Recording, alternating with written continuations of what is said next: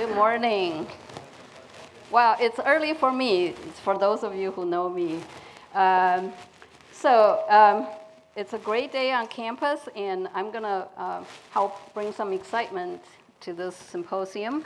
I'm going to talk about Anvil, our latest system, and a lot of the information about systems and performance. Preston already touched on some of that, so it saves me time, so I can focus on maybe talking about how people at Purdue can access it. But before I go there, so I'm going to briefly go over three things. What is Anvil, and how it's been used so far, and how, if you're at Purdue or anywhere in the country, how do I get on Anvil? Okay, so what is Anvil? So Anvil is a National Science Foundation funded system that Purdue built in response to the rapid increase in the demand for computing, and also with an eye towards supporting future applications. So back in 2020, we were awarded this for a new National Composable Advanced Computational Resource by the NSF to primarily address three things.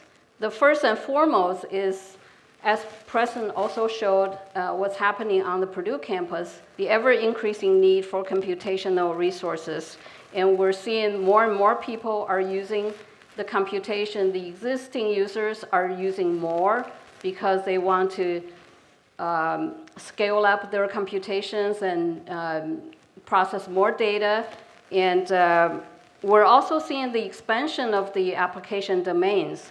So it's a lot of the domains that traditionally were not using high-performance computing now start embracing the new resources and solving bigger problems. And of course, we all recognize there are significant gaps between the knowledge and skills of our students and where they need to be when they enter the workforce in research domains. So with these needs being ever increasing, we responded to the NSF solicitation with a system that's funded by a $10 million acquisition.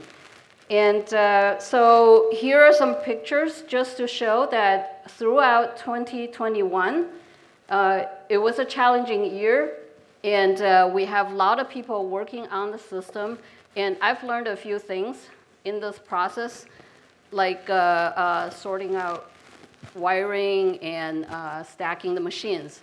So for those of you who are not quite sure where the computer is, because I've been asked this often, and the machine itself is actually in the data center underneath the mass building. And of course, all of that, it was a lot of work. It was a lot of challenges, especially during the pandemic. And it would not have been done without a wonderful team of people. And my co-PI, Dr. Rajesh Kalyanam and Dr. Preston Smith are in the audience. So. And also, we have many of the people who were part of the Anvil build-up are here. So if you have questions, feel free to find people with the shirts, with the Rosen Center shirts. And so this slide tries to capture everything about Anvil in one place. So if you don't remember anything I've presented today, so you have to memorize this slide. So to start with, so we have four quadrants here. to start with, Anvil, in terms of the system, it features, at the center of it, it features a 1,000 CPU node cluster with the latest AMD processor. As Preston mentioned, the 3rd generation MPIC processor. And we also have we have several subsystems. One is a GPU-based system, features NVIDIA A100 GPUs, 64 of them.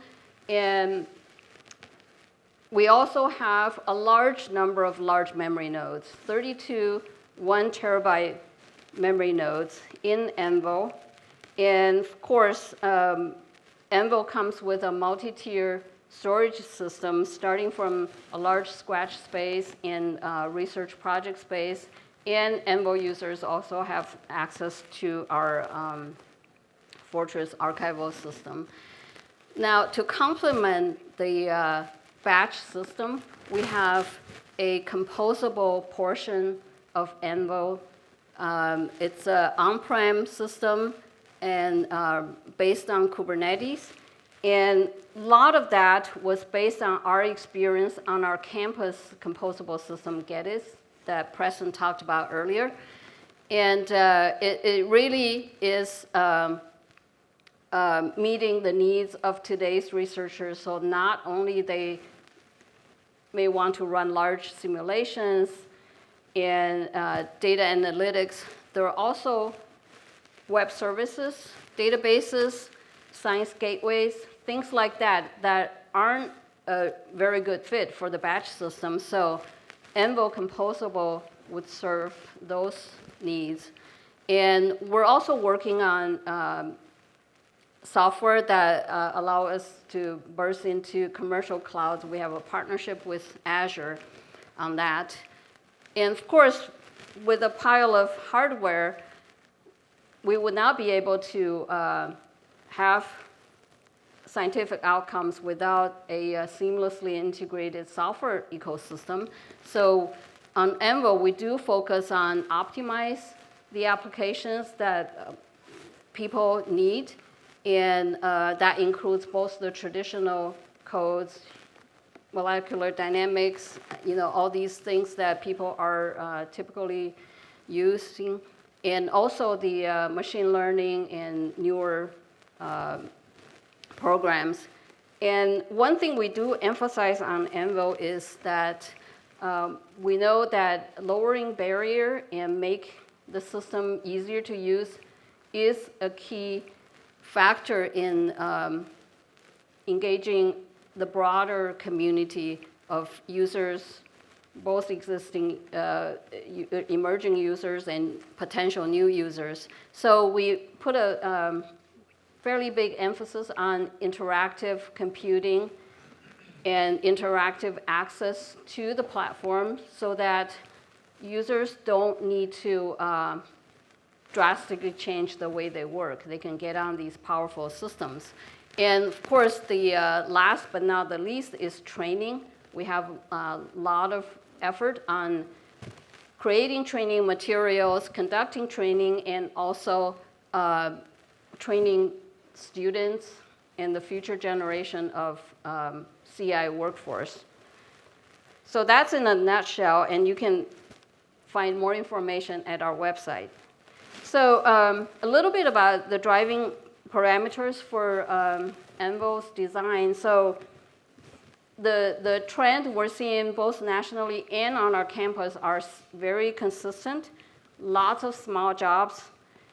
That drives our node design, 128 cores, because a lot of the jobs are within that. And also, we've seen almost 90% or maybe higher, I don't remember the exact number, use no more than 1,024 cores, so that fits into 8 nodes. That drives also our interconnect design and the core queue configurations. And we are expecting to see growth in interactive computing. And one observation a lot of people have made, and as well as NSF, is that people view performance differently these days. instead of trying to squeeze the last bit of performance out of the hardware in parallel computing, people look at performance of time to results. The faster they can get to the results, the more productive they are in terms of their science. So those are driving considerations, and I'm going to skip the slides. Basically, it says, we're seeing the same trends on our campus and also on national computers. And we're expecting a lot of growth in tools such as Python, R, notebooks, and also the emerging applications. And so for software stack, Anvil is very typical of these large systems equipped with a lot of the programming libraries and compilers and applications. But we're also treating containers as a first-class citizen there, and also provide supports for large data sets. I'm going to skip these, but to emphasize that there are a lot of tools that these modern computers have.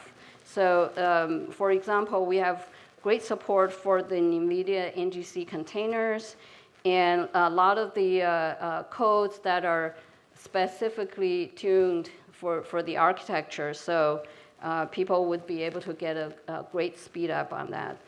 And as far as the performance, I think these charts appeared in present slides. I'm just listing the paper that we published this summer. You can go there and find more information about Anvil. So I do want to highlight Anvil's innovative features, including interactive computing, through this tool called Open on Demand, and which is a web-based access portal that you can get to all these HPC resources in your data through a web browser. And ThinLink, maybe some of you are familiar with, it's a remote desktop tool that you can work on Anvil through use of this tool, so that you feel like you're still on your laptop. So not much changed for your workflow. And we're working on cloud integration with Azure. So we have Azure as a partner, and we've already leveraged Azure during our benchmarking before we have the hardware delivered. And that turned out to be a great success, that we get early results, and we were pretty confident that we're going to pass the NSF acceptance test. And we're also working on batch system bursting, so to leverage the feature on Azure and the type of resources and applications that we may not have here locally. And we hope to build a part of Anvil as an on-ramp to commercial clouds, so researchers with credit on these cloud resources would be easily migrating their applications to commercial clouds as they need. And Azure also provides significant amount of data and machine learning tools that researchers can leverage. And the composable, I think we're probably using similar slides here. So again, we're translating the experience we've gained through the campus composable system Gettys and bring that directly to Anvil, and which is one of the innovative features on the national system. We're ramping up users, and this part of Anvil actually do need a lot of expertise to work with researchers to bring their applications to this environment. A little bit about users and their science stories, where we're at today. So we started our early user period late last year, and we finished that by January 1st, and we had our NSF acceptance review in middle of January and passed, I would say with flying colors. And so Anvil is officially in production as of February 1st this year. So we've been in production for about 7 or 8 months, and we are already supporting 154 groups. And the total number of users is more than 2,500, which includes 1,300 students. There is a great story there I would highlight later. And so you can see the numbers of CPU hours and GPU hours consumed there.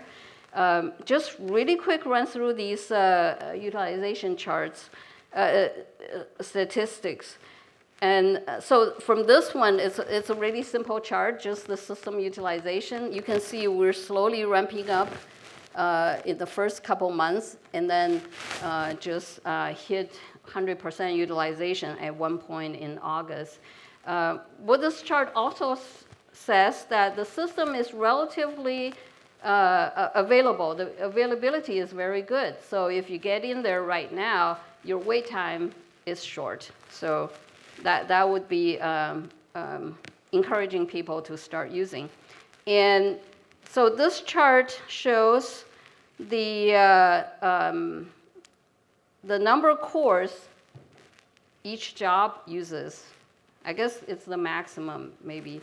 And so what you notice is that this is the line for cores 65 through 128. So most jobs fit into one node. And that's consistent with what we, our findings before we created Anvil and consistent with the trend. And also, if you look at all of them, most of them, they're within 1,024 cores. So that both validates our design drivers and also our general support structure, queue configurations, and so on. And this one is a really simple chart. Most people use 1 GPUs or 4 GPUs, and not very much in between. And so this is a particularly interesting chart. It shows the interactive applications. Most of them are Jupyter notebooks through Open on Demand, I suppose.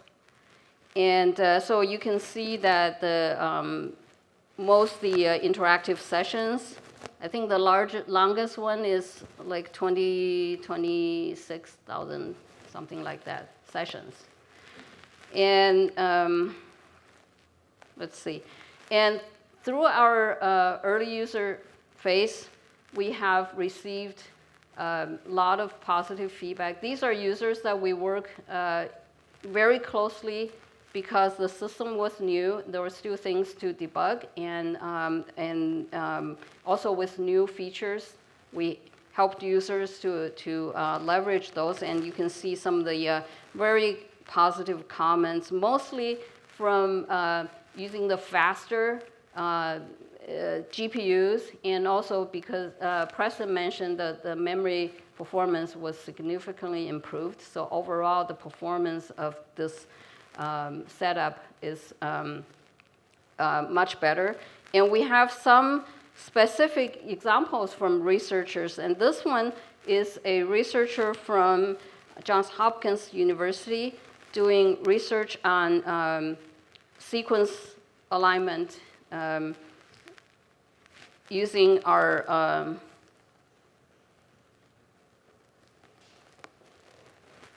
I think CPUs, or I don't quite remember. But the key thing is their result was they reduced the time needed to process each sample by 25%, which is very significant. So they were comparing performance on Anvil with a previous system they used. And here's another example that a group in University of Kansas running molecular simulations, and they found that they really reduced their time to results from months to a couple of weeks, which is also very significant. And I'm going to skip these, but to highlight our work with the data mine. So data mine is there is a Purdue data mine, there is a national data mine, all led by Dr. Mark Ward. And it's just mind-boggling how many students they have in a class. This year, they had 1,300 students, I think mostly undergrad students. And so when we heard that they want to get on Anvil, which we recommended that they use Anvil, and we were really not sure if it'll work out because the semester starts, the start of the semester aligned with the transition of the National Computing Coordination Program funded by NSF. So it transitioned from Exceed to Access. And during that transition, a lot of the services are moving from one institution to next. And there are multiple services. So we were pretty nervous about it. So you can see from the curve that it was by week, and we ramp up from August 7th all the way to right before the transition happens. And then the transition actually happened on September 1st. So September 1st, you flip the switch, you go to a completely new set of service providers and new systems and new software. Everybody knows, when you boot up a new system, nothing works, right? So, but our team made it work. So it was a great moment to feel proud and to see the students all logging in and using Jupyter notebooks, and that was why we had a big hit on the interactive usage, which is great. So now, how do I get on Anvil? I guess before that, I should say that if Purdue has such good campus cyber infrastructure, why do I need to go to Anvil? There are a few things. Anvil is free, and Anvil, I'll add to this list, Anvil is large. So if you have things that exceeds your share that you own on a campus cluster, I would say go to Anvil.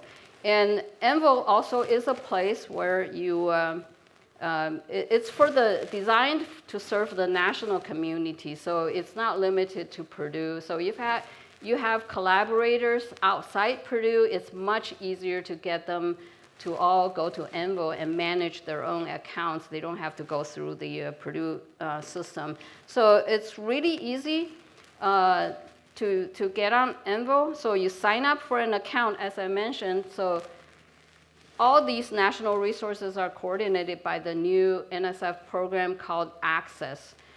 And so you go to access-ci.org and sign up for an account. And then you put in a request for allocation. There are multiple tiers. Some are really easy. You just put in a paragraph and upload your CV, you're in. And then others, if you need gazillion computing hours, then you have to go through a more rigorous process with justification why you need that much. But for the first two tiers, it's pretty easy to get. And then everything is automated almost. We do have people watch on these things. So we'll be notified of your allocation once it's approved, usually within a day or two, probably faster than that. And then you can log into Anvil. There are all kinds of ways to do that. So I bring up the Access web portal. Access is a program coordinating the allocation and support and operation of all these national NSF-funded systems, and Purdue being one of them. There's a lot of help since we can't go through all the details, but we have a lot of people here from RCAC that you can ask questions. And most of all, we have everything online, including how do I access Anvil. It's a web page with information step by step to guide you through. And of course, we have a lot of documentation like user guide, and there's also a wealth of training material on the RCAC website. And we even wrote up an article on how is Anvil different from Purdue systems. They're largely the same. They're all HPC systems, and with fantastic storage and all that. But there are some minor differences that you need to pay attention. So the web link is also there. And with that, something didn't show up. Okay, it should say thank you. With that, do we have time for questions?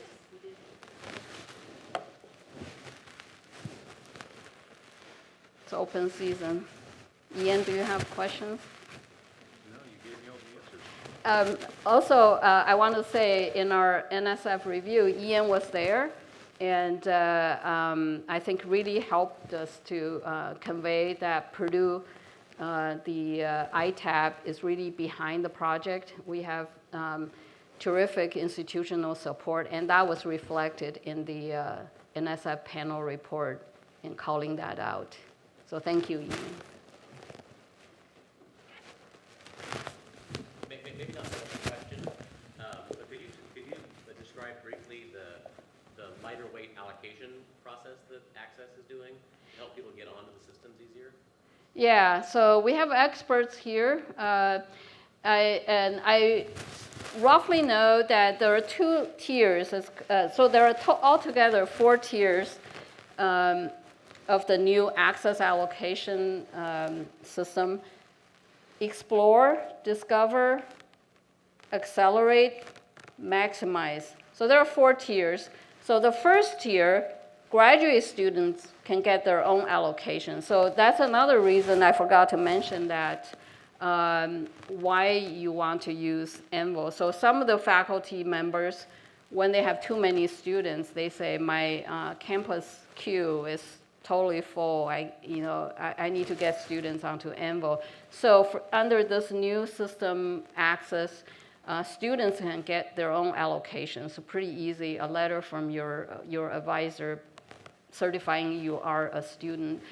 So the Discover tier, I think it's also a very lightweight review process. You put in, you describe what you're going to do and the systems you like to explore.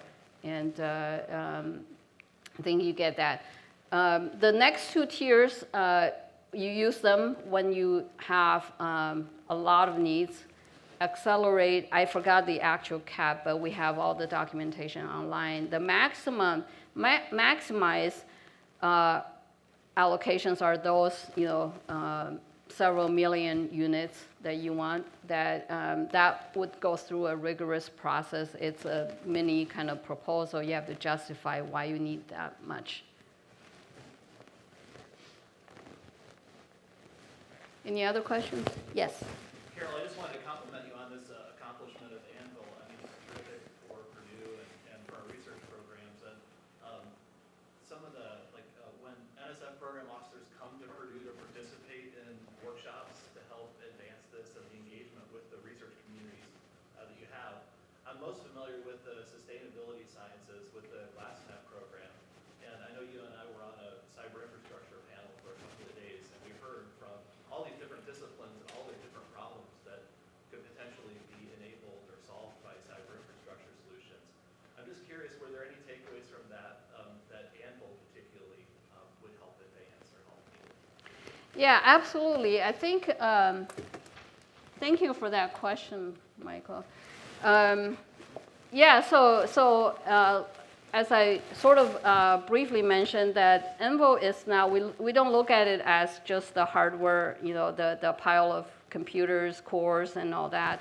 But it's actually, we look at it as an ecosystem with a wide range of software stacks and tools, community codes, all of those, and optimized, right? So that in the first place would get people a great start to do things faster.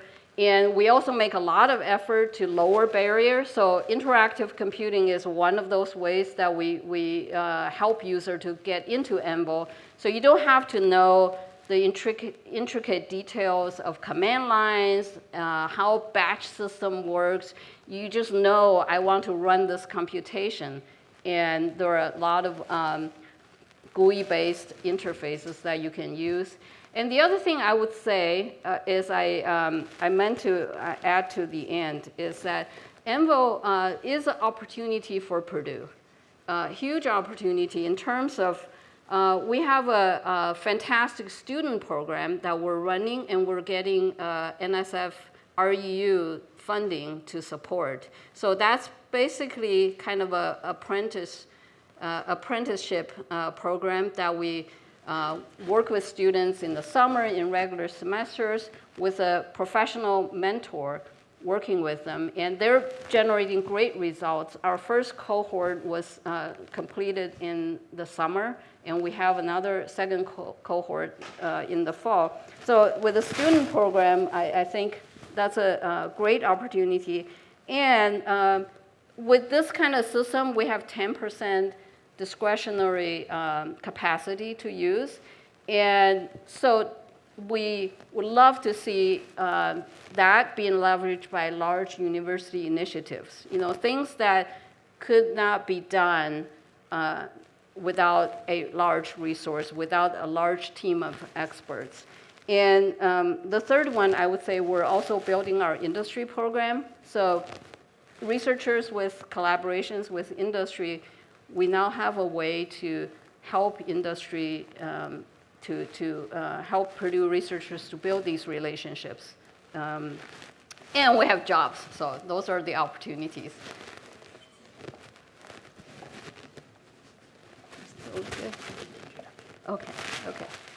Okay. So I'm gonna switch gears.